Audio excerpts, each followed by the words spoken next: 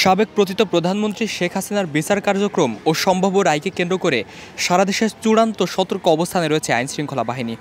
রাজনৈতিক উত্তেজনা, জনমনের শঙ্কা এবং সম্ভাব্য বিশৃঙ্খলা প্রতিরোধে সরকার সর্বোচ্চ নিরাপত্তা ব্যবস্থা গ্রহণ করেছে।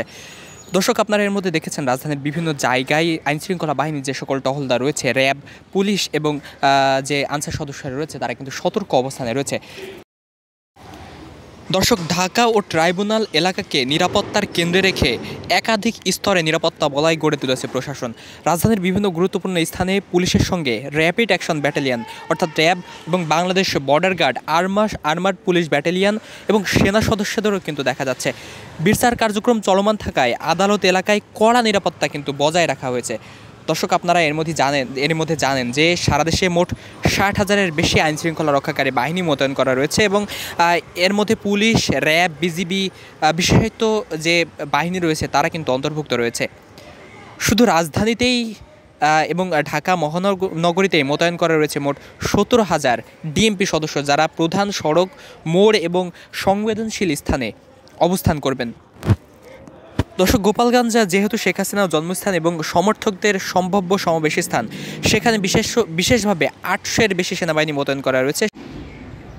তো দর্শক, আজ কিন্তু আওয়ামী লীগের যে সাবেক পতিত প্রধানমন্ত্রী শেখ হাসিনার বিচার কার্যক্রমে রায় কিন্তু ঘোষণা করা হবে এবং সেই রায়কে কেন্দ্র করে নিষিদ্ধ ঘোষিত সংগঠন আওয়ামী লীগ, কার্যক্রম নিষিদ্ধ ঘোষিত সংগঠন আওয়ামী লীগ, তারা কিন্তু সারা দেশ শাটডাউন কর্মসূচি ঘোষণা করেছে। আমরা এর আগেও দেখেছি গত 13 তারিখে তারা কিন্তু লকডাউন কর্মসূচি ঘোষণা করেছিল।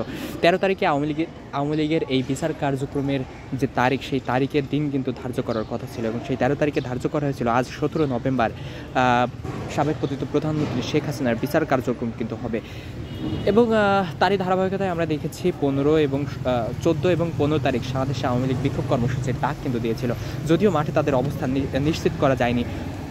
এবং 16 এবং 17 তারিখ আবারও কিন্তু তারা সারা দেশে শাটডাউন কর্মসূচি ঘোষণা দিয়েছে এবং আমরা দেখেছি এই শাটডাউন কর্মসূচিকে কেন্দ্র করে রাজধানীর বিভিন্ন জায়গায় বিভিন্ন ধরনের অপ্রীতিকর ঘটনা কিন্তু ঘটেছে। গতকাল রাতেও বিভিন্ন জায়গায় রাজধানীর গুরুত্বপূর্ণ স্থানগুলোতে ককটেল বিস্ফোরণের মতো ঘটনা ঘটেছে এবং এই সকল অপ্রীতিকর ঘটনা এড়াতে রাজধানীতে আইনশৃঙ্খলা বাহিনী কিন্তু সতর্ক অবস্থানে রয়েছেন এবং কড়া নিরাপত্তা বলয়ের মাধ্যমে রাজধানীবাসীকে নিরাপত্তা দেওয়ার কিন্তু চেষ্টা করছেন।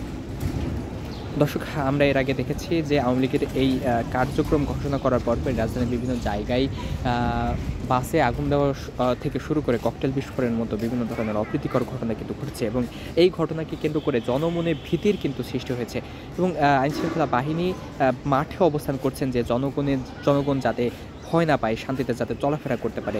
মূলত এই জন্য আইনশৃঙ্খলা বাহিনী কিন্তু সতর্ক অবস্থানে রয়েছে।